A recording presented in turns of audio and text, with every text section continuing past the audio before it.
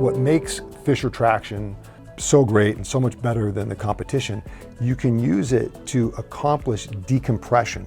And decompression is a desired outcome where you're actually pumping water back into the discs to rehydrate the discs. So there's a ton of space between the bones so they don't come down and pinch onto the nerve. After the fluid is sucked into the disc, then you need a resting phase. You want the disc in kind of a neutral, non-weight bearing position so that the inner tissues that are inside the nucleus can actually absorb the water.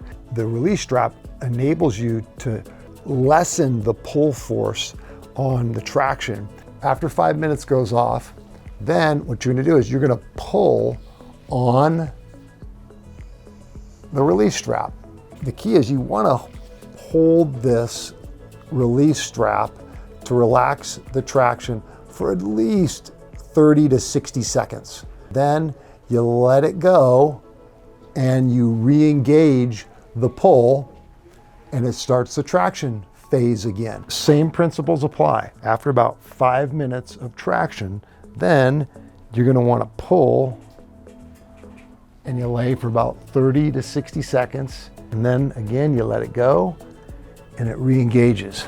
The benefit of using the release strap where you're creating that suction of water into the disc and then you allow it to relax, where your molecules inside the nucleus can actually absorb the water and you're rehydrating